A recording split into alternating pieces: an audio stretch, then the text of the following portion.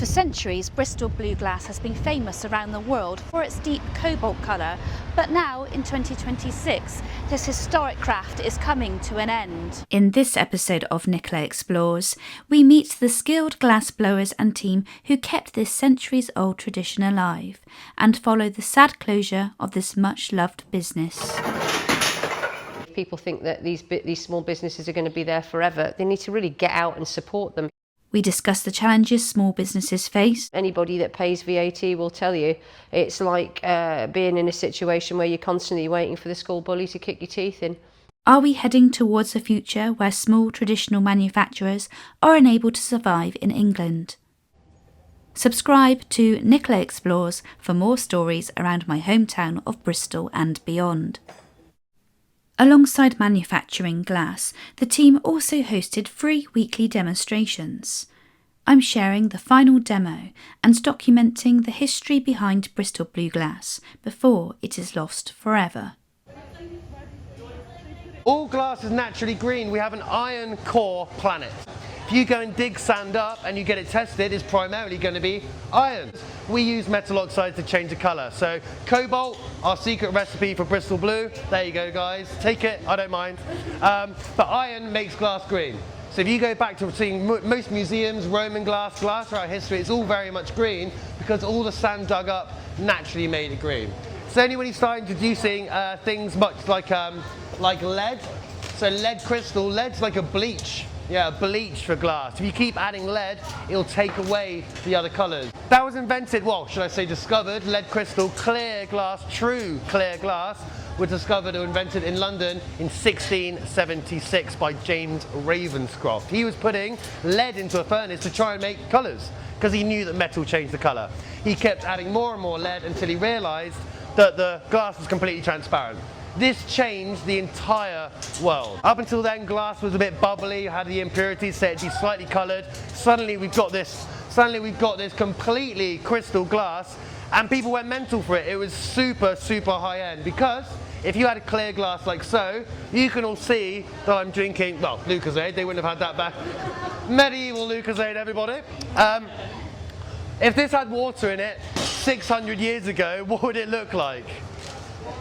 It would look grim, yeah, it'd be horrendous. So, if you had clear glass on your table and you all came over for dinner and you could see that I had clear liquid inside of it, I'm minted, yeah? So this became sort of a height of fashion almost, yeah, clear glass. And then we come along in the sort of late 1700s and start adding cobalt to glass and it all goes dark blue. That's the complete opposite of clear glass. Nobody wanted Bristol Blue when it first came out. A guy called Lazarus Jacobs, a German chap, came to Bristol about 200 years ago, set up a glassblowing studio, predominantly working in green glass and some clear glass. And he has a son. His son grows up to be a big, strong glassblower, and it's his son that manages to get his hands on some cobalt, throw it into his dad's clear furnace, making Bristol Blue. So what we did is we travelled down to London, presented our first piece of Bristol Blue that was ever made to King George III. He was the mad one. And he said, oh, I absolutely love it. And he coined it. He said, thank you for presenting me with this piece of Bristol Blue glass. That's the birth of Bristol Blue. Now, blue glass has been around hundreds of years prior to this, but that would have been blue on top of slightly green glass. Yeah? Until lead was discovered, added into that, made true clear. Bristol's the first place in the world where someone added cobalt to actually clear glass. So it's not dark blue on top of something, it's just dark blue.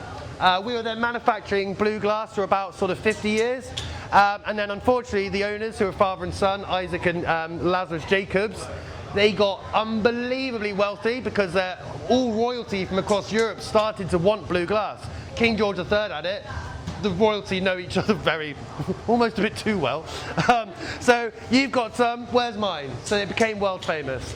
So they got very, very rich. They ended up developing many habits, i.e. drinking and gambling, and they lost all of their money and died in a pauper's grave, penniless. So no glass is being made, and the Industrial Revolution meant that there were other ways of manufacturing it. And then we came along in 1988, so the story that I've been told is that Jim, or James Adlington, the owner of the company, his granddad was a glass blower in the in the early days, and it was his granddad who told him to, if you want to do glass, do blue glass, throw cobalt at your furnace and it wants to be blue. It's probably one of the easiest colours to produce out of glass. And yeah, we've been kind of carrying that heritage, that history along ourselves for the last 40 years. What you're seeing here, guys, is how it's always been made. If you forget about the things, you've got mains gas and electricity.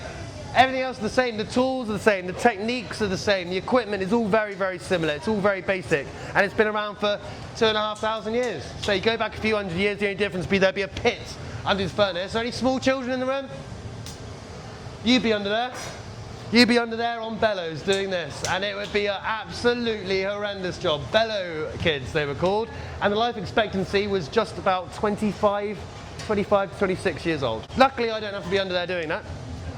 So we've got things like gas, and that again helps with the quality of glass. We're no longer having to keep putting wood onto a fire, have fluctuating temperatures.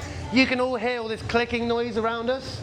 That's everything making sure it's doing its job. If anything drops by a few degrees, it turns itself back on. Everything around us is staying exactly the right temperature, so we can now make crystal clear, beautiful quality glass continuously. Until next week. If you'd like to help me to continue sharing stories about Bristol, please subscribe to my channel, or you can head to my website www.thebristolshop.co.uk. It's an online shop supporting local artists, and UK delivery is free. Grr lush.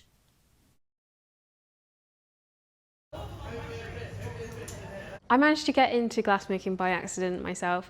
I went to university to study a course called Design Crafts, and it was specialising in jewellery making. As part of that course, you get inducted onto everything, and when I got inducted into glass, I just never looked back, and I've been doing it now for 7 years, so I've been a glassmaker for a long time. Part of me does wonder if I may be a pyromaniac, but I don't think I am.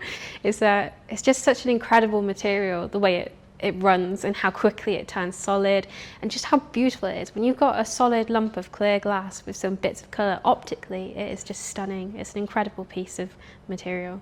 So behind me, Ty's been making a medium tall vase. So he's swinging it now to add a bit more length to the piece. He's made, ooh, that almost felt quite nice. Ty needs to flip this piece around so you can work on the other end. So when the two rods are in a perfectly straight line, so Ty's feeling, he can push against my iron and straighten it up. When he's happy with this, we're going to give it a bit of gentle persuasion.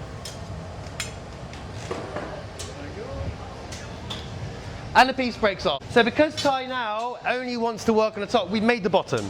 He's only at the very mouth of the furnace, only physically getting that top bit molten, so the whole vase isn't starting to misshape. However, it's actually only held on by that small punty, which is a tiny piece of glass. If that breaks, the whole vase onto the floor, yeah? So he's teasing the heat in, and every so often he's just going in there, so primarily focusing the heat on this end, but definitely not forgetting to keep down here above sort of 650 degrees. He's in there now with his tools, opening up, lifting up, and the Romans used sheep shears to do this. And the tools have stayed the same. The jacks, which are what these are called, jacks or Priscillas, they used to just be sheep shears. So board on the top, make sure it's nice and flat.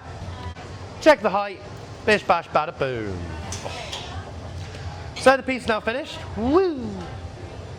On the end of an iron. However, we now need to get it off the end of the iron. So here we have a knock-off box where we, funnily enough, knock things off into a box. Little just tap along there. This isn't cutting into it. I'm sucking the heat out and then using a stick. Now, if anyone has got glass at home and you just don't know whether it's handmade or not, flip it upside down and vigorously rub your bottom. If it has a mark here in the middle of the bottom, that is where it's been on an iron. It's been attached to one of these. It has to be handmade. If it was made by machine, that mark would never be there. So you can think of this as the belly button of handmade glass. Everything then just needs to cool down really slowly.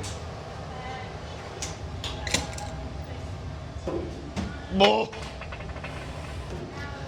So over here's our 520 degree fridge. Everything needs to go in there, otherwise there's literally no point making it. It's actually against the law to sell a piece of glass that hasn't been annealed properly. It's called annealing, and again, potters have to do the same thing. What that's doing now to that vase is making sure the whole vase is the same temperature. Because if I left it here, the outside, due to the environment, is going to cool down much more or faster than the inside layer. When things cool down, they contract. So the outside layer is trying to shrink, the inner layer is not moving, it rips itself apart. So what this is doing is making everything we make today 520 degrees. That's why I squeak a little bit when I go in there, because has anyone ever put their head in a 520 degree box? It's not very nice. Yeah, it's not very nice at all. So everything's going in there, and when we go home, everything we make today is the same temperature, and it's then all allowed to cool down very, very slowly overnight. In the morning we'll come in, everything will be nearly room temperature. The longest piece of glass recorded to cool down was the lens for the Hubble Space Telescope, and it took 7.5 years to cool down. When they opened up their version of that, it had cracked, it had broken. So they had to make another one, hence the 8.5 year delay for the Hubble to go back up. They had to wait for another piece of glass to cool down. So when the furnaces were running, they were running at 1100 degrees Celsius as the running temperature.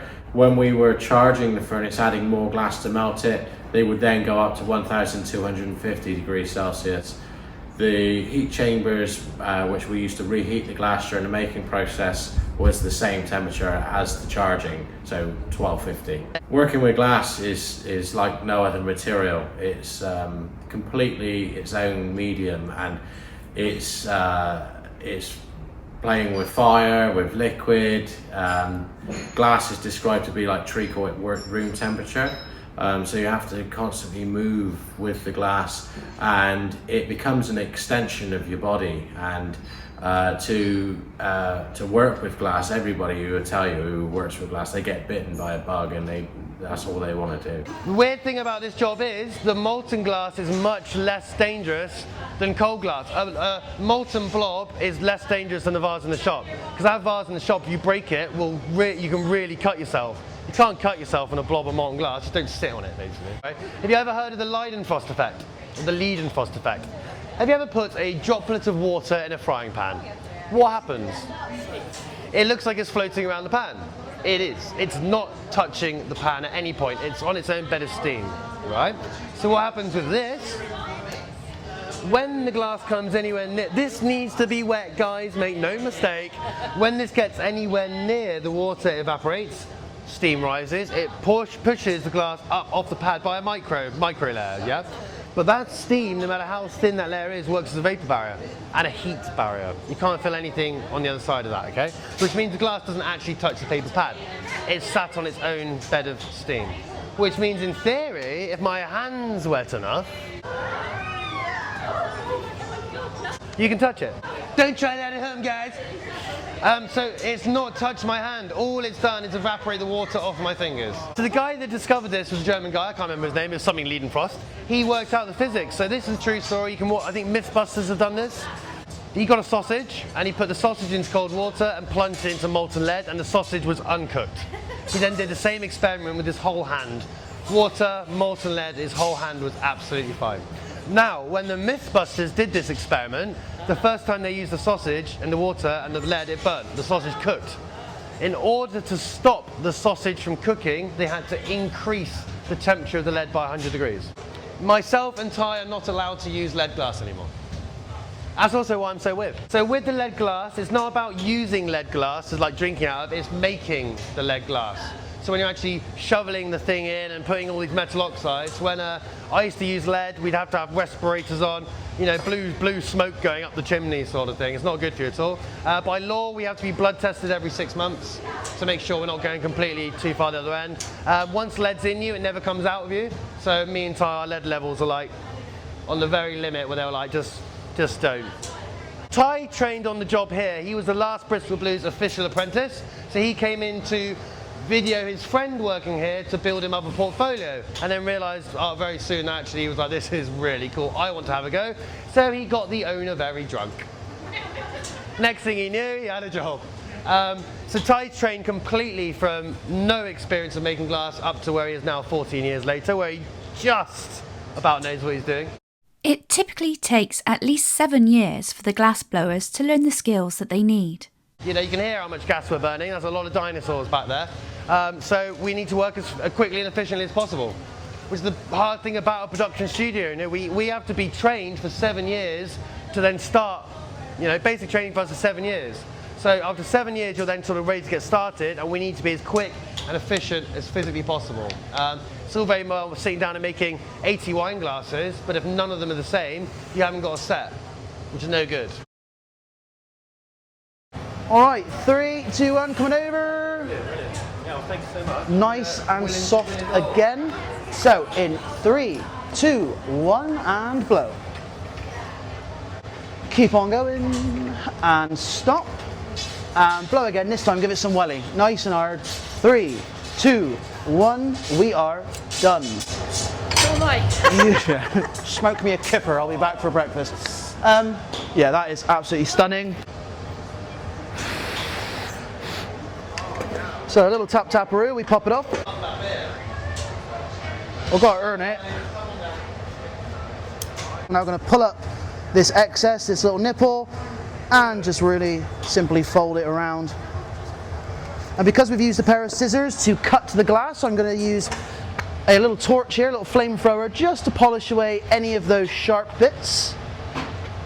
And then a really high-tech tool, stick with a nail in it. It's going to help me pick up the bauble and transport it over to its lair, where we're going to cool the glass down for 20 hours or so.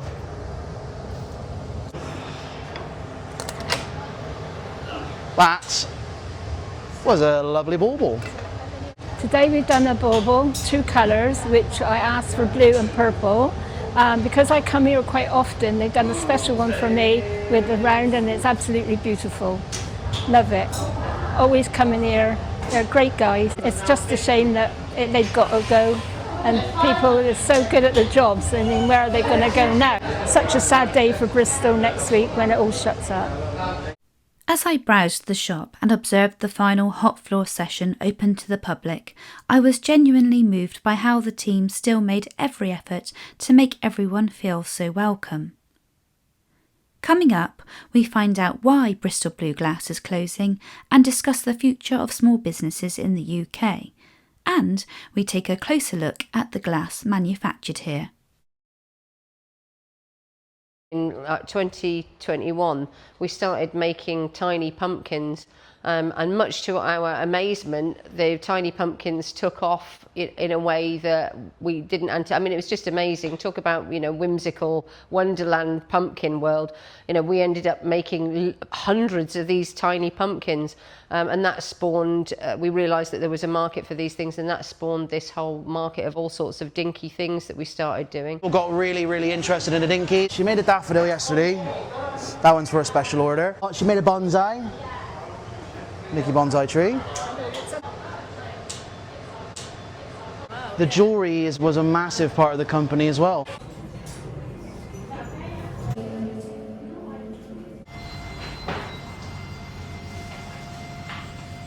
I hope you're not watching, Mum. You'll spoil the surprise.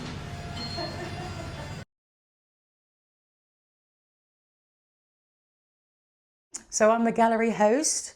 I welcome and greet people, sell the products. I also do some jewellery making, and I make the memorial palm stones. We do memorial glass, where we encapsulate ashes into stuff. We love the memorials. The memorial, because it's being a part of someone's journey and having that really nice send-off, I think is really important. I had a Bristolian lady came, she was hilarious. She was well old, and she came in and she was like, "You like me, Babbers?" She's like, "Got my husband with me," well, like a bag of him, like shaking his little baggie of ashes. She's like, "Got my husband with me," and her exact words were, "Can you make him into a giant glass pig? Because he was an asshole." And we did, so we made this, and it was a 24 karat gold ruby pig. 24 karat gold's the only way of making ruby. So this thing is wedge, you know, about this big, with all of his ashes wrapped up inside this giant sculpted pig. Yeah, she obviously loved him. It was her sense of humour, you know. She wasn't being serious. It was very exciting. We've done a few bits and pieces for films, and it's always lovely to do. It's all a bit hush-hush. We can't let people know about it, but it's great fun to do. They actually approached us, Warner Brothers and BBC. We've done lots of TV film work, so they come to us because of our skills in making bespoke tableware. So they came to us with an idea. We did the design, and the rest is history. We made all the glasses in Harry Potter, we made those. Miss McGonagall's drinking glass, we made that. The Goblet of Fire, all those teacher table glasses. They also made the inside of BBC's Matt Smith's TARDIS in Doctor Who. The team manufactured glass in a range of colours beside cobalt, and were particularly well known for their tableware. I'm the managing director here. My husband started Bristol Blue Glass in 1988, and in sort of the early 2010s he became unwell, and I took over management on a day-to-day basis. On a day-to-day basis, my job involves all sorts of different things. Marketing, bookkeeping, general management, working in the shop, do the very highest and the very lowest jobs in the company. So I'm sort of, managing director and general dog's body is kind of how I'd describe myself. It was really odd when we said that we were closing. We were absolutely overwhelmed by the amount of people, just an absolute avalanche of orders and love expressed from areas that we had no idea it was coming. Thank you for the outpouring of love. We feel it too, and we're sorry that we can't be here and continue. This is all I've ever known. This was the job that I came straight into this after doing college. So I think I was like 19, I think. So my whole adult life has been spent here pretty much. I've worked at other studios internationally and across the country, but yeah, it's hard coming to terms with the fact that your identity for the last 10 years isn't going to be a thing anymore. Yeah. It's another family. We all love each other, we all look after each other. Absolutely heartbroken. There was a lot of tears shed during that day when we all found out, and I just couldn't believe it. We've got so many people that are so skilled downstairs, and all that talent's going to be lost. This is a paperweight with the UE crest on it. But I think these packing skills will be transferable to somewhere like a fish and chip shop. So who knows what the future might hold. It feels like the end of a family more than a company, so it's really sad for us all. There is actually a list of endangered crafts on I believe the Crafts Council website, and you do find a lot of crafts like stained glass and maybe violin making, things like that, are critically endangered, so they can get funding. But as for glassblowing, it's not technically critically endangered yet, so it's not got the support from local craft communities yet. But energy costs and material costs are a huge factor that make it nearly impossible. You have to be truly passionate about what you do to be able to achieve it. It's all quite sad. A bit like we're all like family, really. And yeah, not sure. I think I'm just sort of like carrying on until I wake up and don't have to come in, and then probably think about it, because they're like a really good bunch of people. And personally, this has been the best job I've ever had, so I'm not sure what to do next, but I've thoroughly enjoyed being here, that's for sure. We've known each other for such a long time. It's upsetting to know that I'm not going to be waking up every day and seeing the same people, and we're all in the same industry though. We're going to we'll all still be friends. We've spent a long time with each other, so we're all going to keep in contact. But it's the people that make this company. You can go to any glass studio in the world, you wouldn't really get the interaction that you got at Bristol Blue anywhere else in the world. You wouldn't get the same conversation, you wouldn't get the same genuine passion and interest in sharing what we know. Because it's not only the history of Bristol Blue that we wanted to show off, but it was continuing that heritage, continuing the heritage class of English glassblowing, and that's something that is, well, as I said, very, very endangered. We thought we were going to be kind of the last people standing because we offered something that other studios don't offer, and that's fine tableware. Most studios will do artistic glass or something sculptural, but we wanted to continue holding the flame for heritage, traditional heritage craft. The same thing that would have happened 300 years ago, 200 years ago. So yeah, I mean, we're never going to lose our skills, but whether we can pass those skills on is going to be a different story. Don't want to bring anyone down. Everyone's just struggling, so yeah, just trying to keep a happy face until it's finished. How does it feel that now the furnace is turned off? Oh, absolutely devastated. Yeah, it's really, really sad. I've been here for coming up to 17 years, and shutting these furnaces off, I absolutely bawled my eyes out. I was broken-hearted to turn them off. I definitely do think it has a wider impact throughout Bristol. Yeah, I mean, it just goes to show how, you know, a company and a legacy like this going out of business is always has a knock-on effect, and is a big loss for the glass industry countrywide. It just goes to show with the lack of the government support on small businesses and heavy taxation on craft goods and fuel prices, is a huge demand all the time, and we can't make it pay anymore. Sadly, that's no longer supported in the UK, and it just isn't. You know, anybody that tells you that, you know, this kind of industry or small artistic practices or craft manufacturing is well supported is either a complete bullshitter or mental. You know, it's not. It's really difficult to do, and it's incredibly sad that this has come to an end. Since 2021, fuel prices for industrial fuel have more or less doubled. In our case, when I came to try and renew the gas contracts immediately prior to us moving, the increase is probably about by about 2.5, in between 2.5, 3 times. Okay, so our gas bill here is already 1,700, 1,800 quid a month. Okay, times that by 2.5, 3, and then add on a whopping great big electricity bill, which is also increased. Then add on this new, I can't remember exactly what bullshit is passed with it, but there's some other new charge that the energy companies are now applying to electricity. You know, I could get the bits of paper, but believe me, there is. You know, I've had frequent warnings of it from our current power suppliers and potential new ones. So that, you know, that's another charge onto that.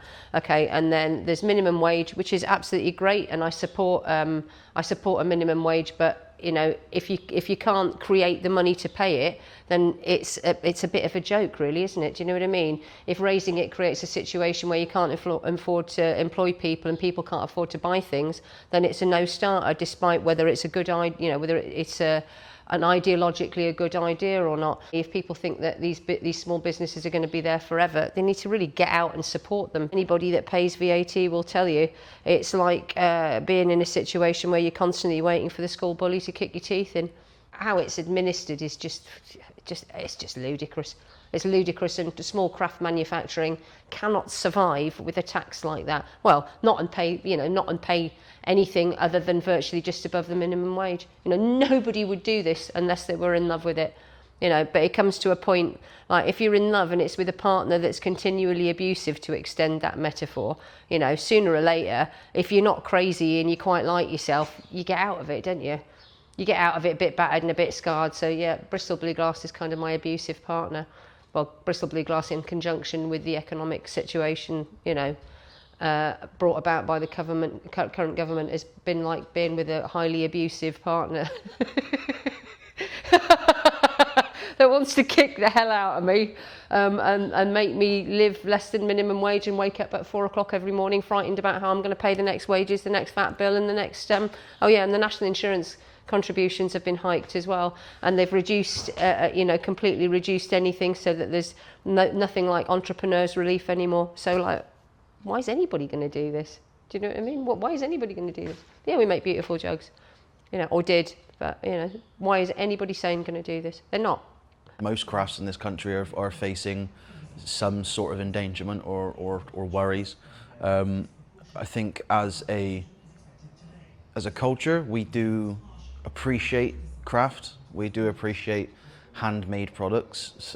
We do appreciate that someone has taken many years to create glass or ceramic or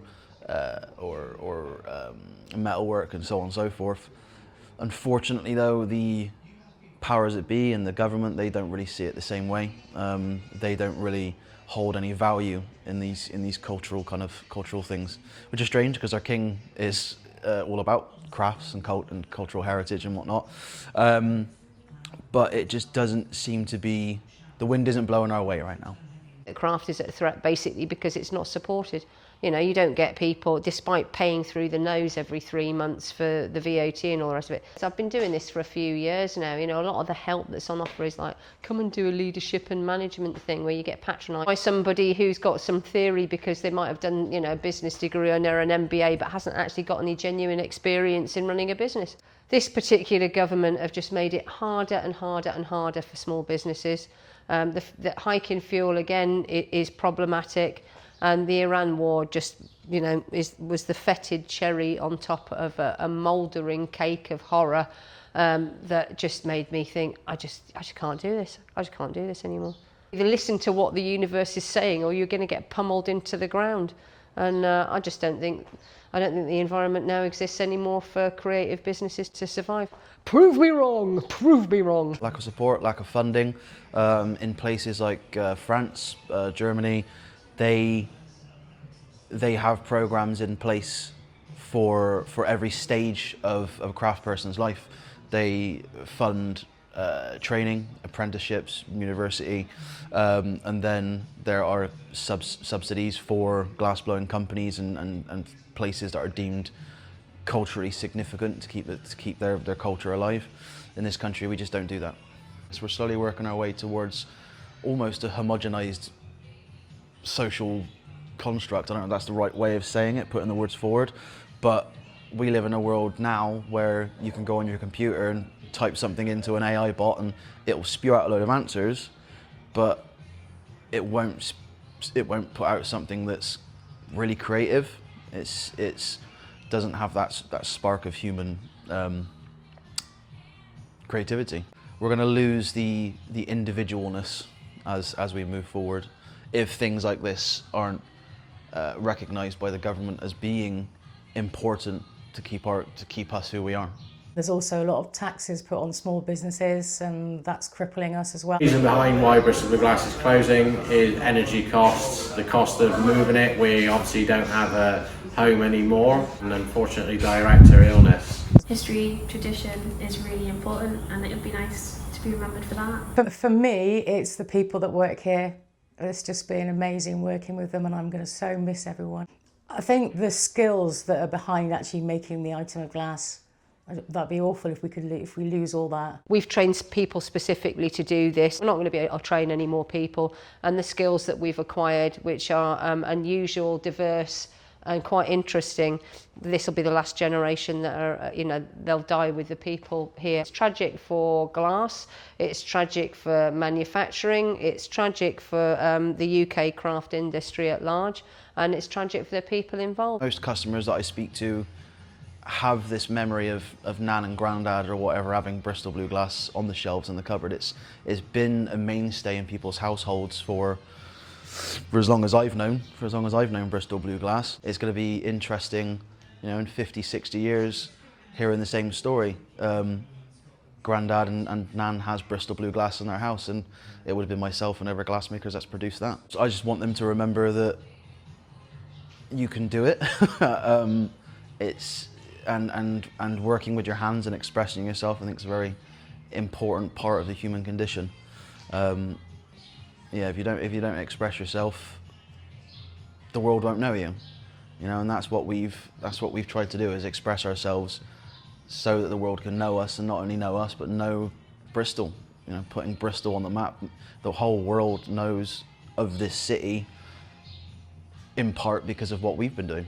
Just been on the phone with another customer who lives up in Stoke, and he was telling me about they've got some factories up there that are closing down as well. Just the cost of running these businesses are too expensive. I'm not the type of person to kind of show off and toot my own horn, but we are some of the best glass blowers in the country. So it's a real shame that these skills are going to suffer because of that. Because we're not just a building, and we're not just like a business, we are humans who have been enjoying themselves and creating beautiful things that people now have in their houses and on their mantelpieces. I'll always remember it as being one of the best times of my life here. I love the people that I've worked with. They're great. It's ended up like a family environment, and you know, occasionally your family will get up your hooter because that's the nature of human relationships. But as a general rule, we've had a really pleasant time doing what we're doing. I couldn't imagine not having them in my lives one way or another. As an animal, we should play an awful lot more than we do. We seem to have got backed into this corner that it's all about watching Netflix and paying bills, and it isn't. There's other stuff. Places like this are becoming increasingly rare, and when they close, we don't just lose a business, we lose the stories, skills and traditions that make cities like Bristol what they are.